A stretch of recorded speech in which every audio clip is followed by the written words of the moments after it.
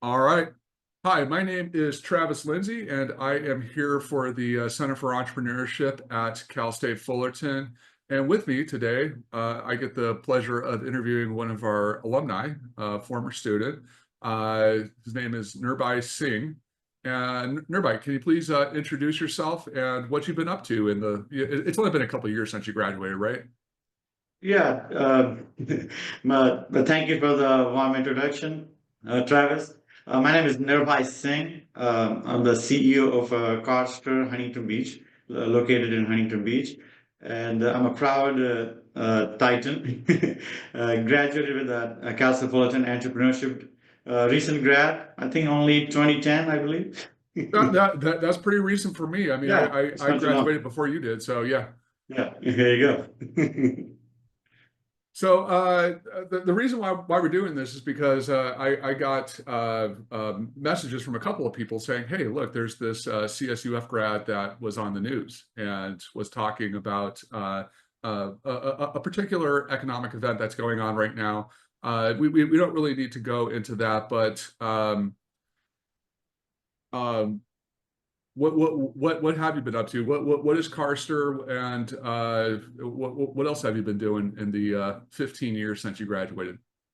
Yeah, so a little bit about the news. I won't go into detail, but the ABC News contacted us a couple of weeks ago. They were looking for an expert to interview about the automotive industry and how the business is going to be impacted. So that was the interview we had. They were actually here for about 5 hours, from 1 p.m. till 6 p.m. That day was a live interview. They were here live interviewing customers and everything. So great. So yeah, Carster. We started Carster in 2015. That's when we launched it in Huntington Beach. We started with two cars. We had a two parking lot, and then we moved into a bigger lot a few years later to where we had like 20 cars. And then now we are at a bigger location in 2020 during COVID, when everybody was shutting down, faith over fear, having a faith in God. I was like, you know what? We're going to go do it. Everybody was shutting down and closing businesses. I said, you know what? We're going to do it. And we expanded during 2020. And right now we have a lot, like it's a 100-car lot, and we are still expanding and taking care of customers over the years, and it's going great. That is awesome to hear. So yeah, COVID, it was a huge obstacle for everybody. You're right. A lot of businesses unfortunately shut down during that time, but you took the risk and expanded during that time. So your faith played a role in that. What else made you take that risk? So while I was in college, that's actually very important to all the students who are watching. So when I was in college, actually, I was working in sales at Toyota, and going to college full time and working full time. I was at Toyota, and then I had a long experience. And during we were looking to expand in 2020. The At that time, President Trump, he announced the business is shut down and everything. And right before that, we made an offer on a property to the landlord. Like, hey, we're interested in moving in here. And she was telling us, oh no, you can't. You don't have enough cars. You're a small business. You won't be able to do that. And she had a lot of offers, like what the big dealer groups. They are like, they own like what 20 car dealerships, and she was giving preference to them. But at that time, you know what? I said, if it's not meant to me, it's not. And then right after that, President Trump announced the COVID business shutdowns. Businesses had to close down, and all those offers she had, they all backed off, and they got scared. So they listened to their fear, and I listened to my faith. I was like, okay, well, I'm blessed. I'm not going to be scared. And then I have experience. While I was in college, I was already working in sales. I know the industry. I have a right team, and I ended up expanding, and we moved into it. And actually, that year, if you probably saw in the news, 2020 was a big year for automotive business. Like we had crazy increase in sales that time. Yeah, it was a very interesting economic time, right? I mean, there were It some things was. that collapsed. A lot of businesses in person collapsed, unfortunately, again. But yeah, cars and also used cars. So do you sell mostly used cars or new cars? Yeah. So we are a licensed used car dealer.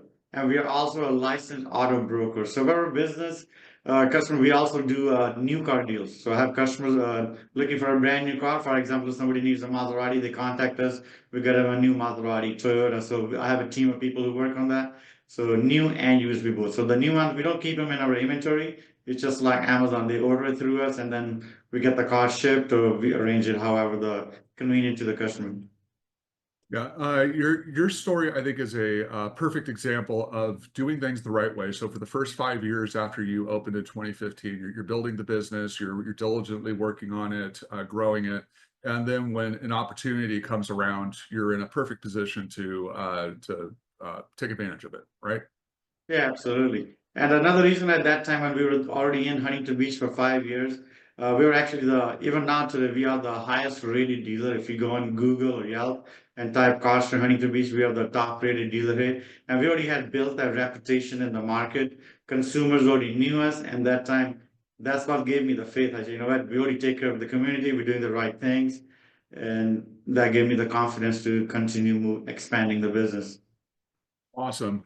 So beyond all that we've talked about, were there any other obstacles that you encountered over the 10 years you've been in business? And if so, how did you overcome those? Oh, Travis, so many obstacles. I bet. You know, starting a business is not easy. So I'll go back to how I started. So while I was in college, I was in sales. I was a top sales, and then um, got learned all the experience. So when I had experience of sales, marketing, and my last job when I left was a general sales manager.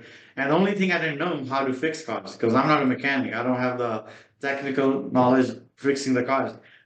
So when I first year I opened my business, first 2 3 years, I actually did not take a salary for 3 years.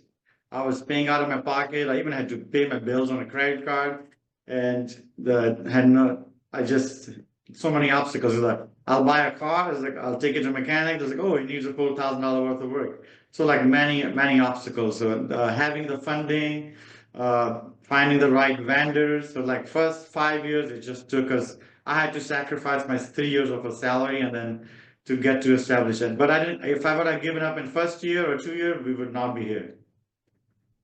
Yeah, that is one of the things that, and maybe you don't know this, but I taught also at Cal State Fullerton for a couple of years, and one of the major things that I found really interesting about teaching entrepreneurship students was the research that's done like on grit, right? You know, sticking with it, perseverance. You know, when things get tough, you either stick with it or you do something else, right? And so Yeah, you were able to get over that hurdle, it sounds like. absolutely. All right. Well, now speaking of education, everybody probably knows a little bit about mine, but what about yours? You went to Cal State Fullerton, you graduated in 2010, Yes. and were you an entrepreneurship major? Yeah, entrepreneurship. That's correct. So do you have any highlights or lowlights? I guess we could talk about lowlights too, but we want to focus on the highlights. What were some of your highlights from that time at Cal State Fullerton, and what are some of the lessons that you keep with you to this day? I mean, Cal State Fullerton. I mean, I had a great time over there learning. And director and professor JJ John Jackson, he's always been a mentor over there, like step by step, even until today. If I need anything, lessons learned, like how it helped me with my businesses.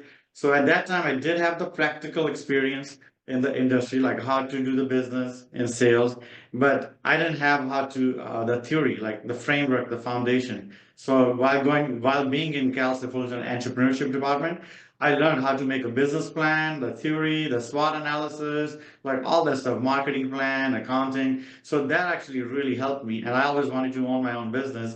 And having those amazing mentors, some of the mentors I had, I still remember from SCORE, James Evans, he was one of my mentors while I was in college. And also Sylvan Swartz from Commercial Real Estate, Swartz Realty.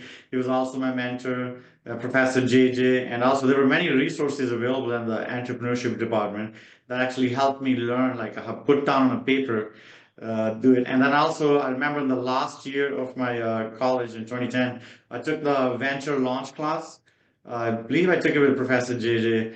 Um, I don't remember, but there was a program. So you had to write your business plan you wrote. You have to launch it. So I actually wrote a business plan on a value autos, like how to launch a dealership targeting a challenge credit. So I actually had a business plan that I wrote in the class that actually really helped me. And then talking to the mentors, so that was a tremendous help. It set the foundation for me to expand, to get into my own business. That's great. So one of the questions that a lot of people have, when they're first starting to think about launching their own business is do I really need a business plan? And so my question to you is, what was most helpful about that? Just putting your ideas down onto paper, mapping out the strategy that you were going to follow when you actually went and opened Carster, or was it just really, like you were saying earlier, understanding the framework of how to actually launch a business? Yeah, absolutely. Having a business plan is very important. It's like, for example, if I say I'm going to San Francisco and I don't use my map, I don't have directions, I'm going to get lost. I may end up in San Jose. I may end up in Los Angeles. I may end up in San Diego. That's the reason there's a plan, there's a map and a direction. So that's what the business plan in the entrepreneurship department I was able to learn. It gave me the guidance, it gave me the map, it gave me the direction, and I was able to use that into my advantage. And even until today, I still work out on the plans. Like I have a marketing plan I work on. So yeah, actually, I will tell you that later on. That business plan I made in a Cal State Fullerton in class, it actually landed me a high-paying job right after I graduated. So that consulting project definitely helped. Well, tell us more about that. Yeah, absolutely. So I graduated in 2010. I was working with Toyota. I resigned my job and I made a business plan, Value Auto.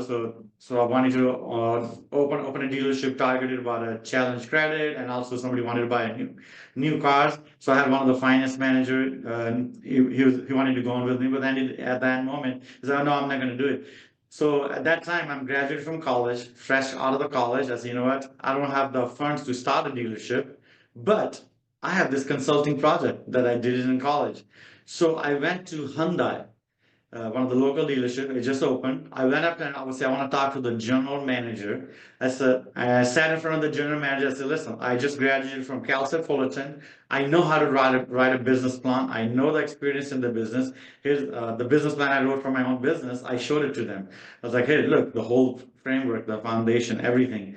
And they were actually very impressed. So I went there to do consulting for the company. I was like, "Okay, well, I know the business. I have the experience, and I made a business plan." So at that time, the general manager made me an offer. I was like, "How about this?" They had just opened a new Hyundai dealership. They made me an offer. I was like, "How about if we offer you X amount of money, and we will make you the director of sales and marketing at our dealership?" And I was from sales, and then I just went there to consulting, so that landed me a high-paying job and gave me the top-tier management experience. So I had my own budget. When I got into the dealership, they were selling about 9 cars, and we probably had like a lot of.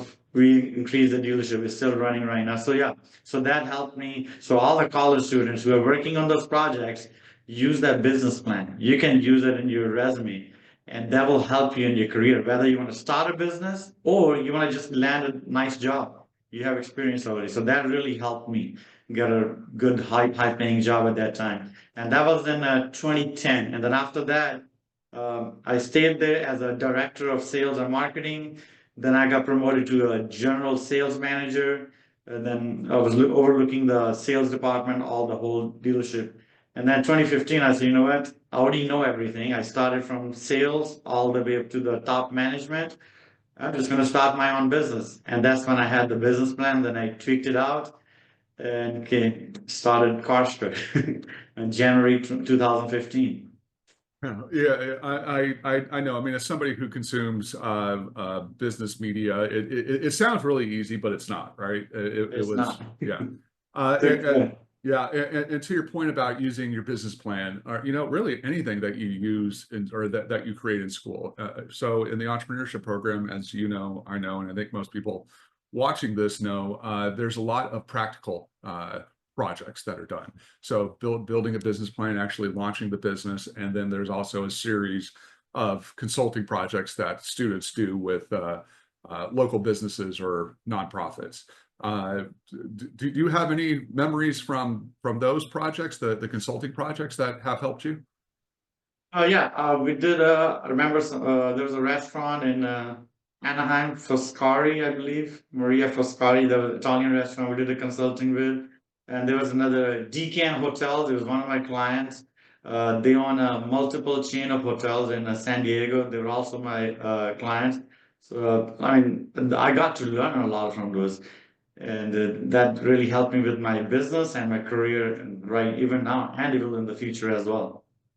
Yeah, that's one of the things about entrepreneurship. It's good to have the basis of like the framework and the foundational knowledge that you were talking about, but it is a participatory kind of thing to do, right? You learn by doing.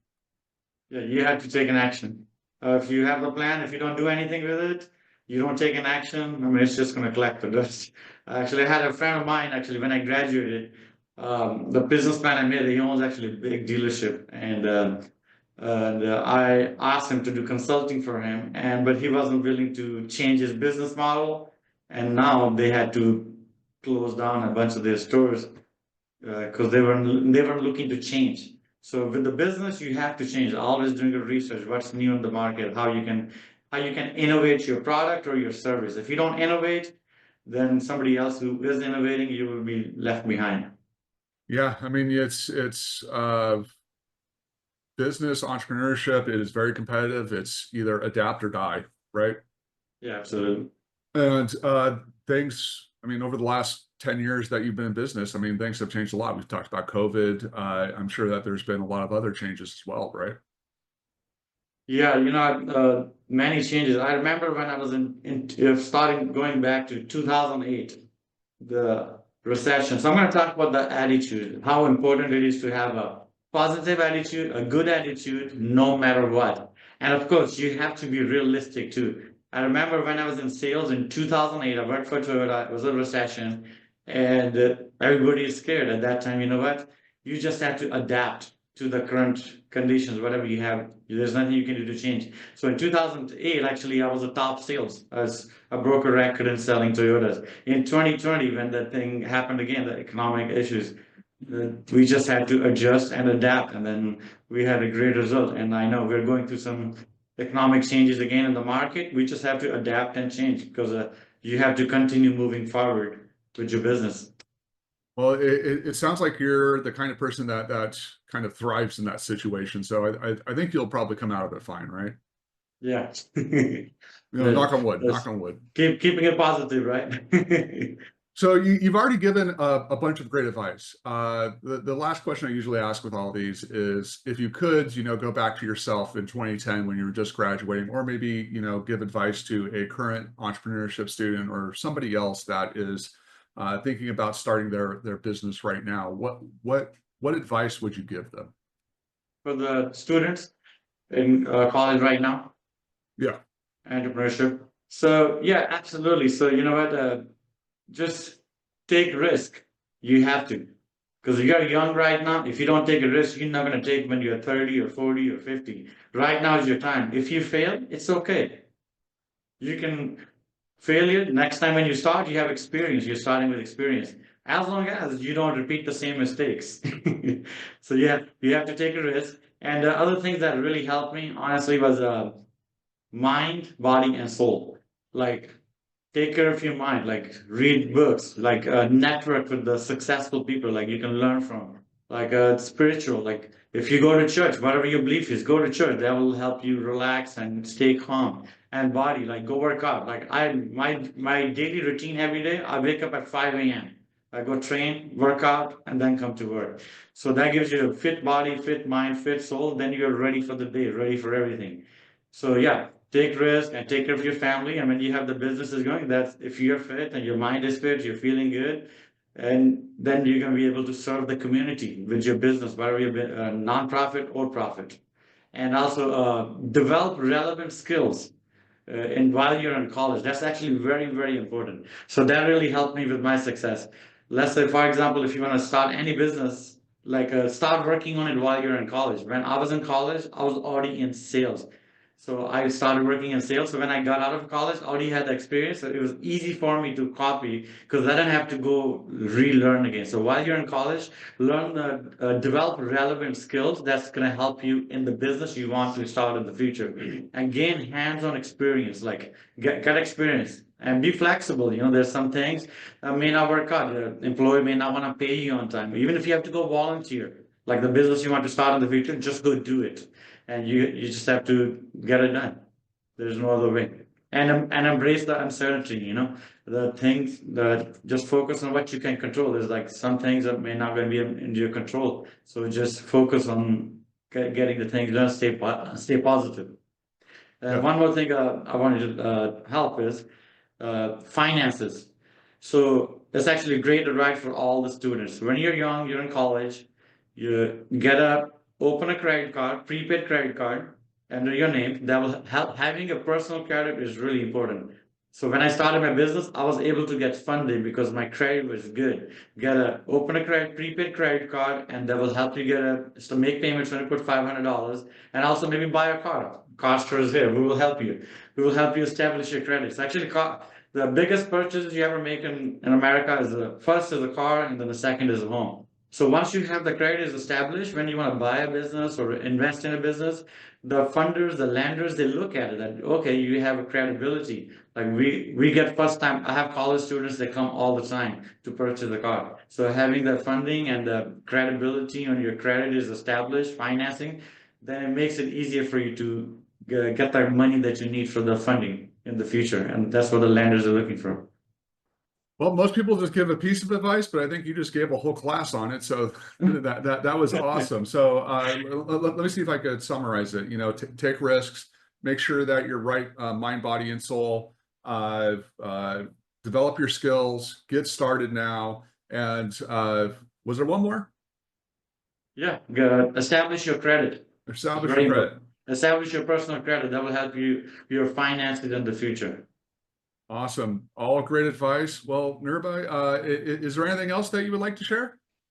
No, thank you so much for having me connected with you again. It's such an honor, and I learned a lot from Cal State Fullerton, and I actually have mentored in some of the classes too after I graduated. I go back and learn from all these students. So yeah, hopefully I'll come back and see you guys again on campus. Thank you so much. Awesome. Well, looking forward to it. Thank you very much. Thank you, Travis. Take it.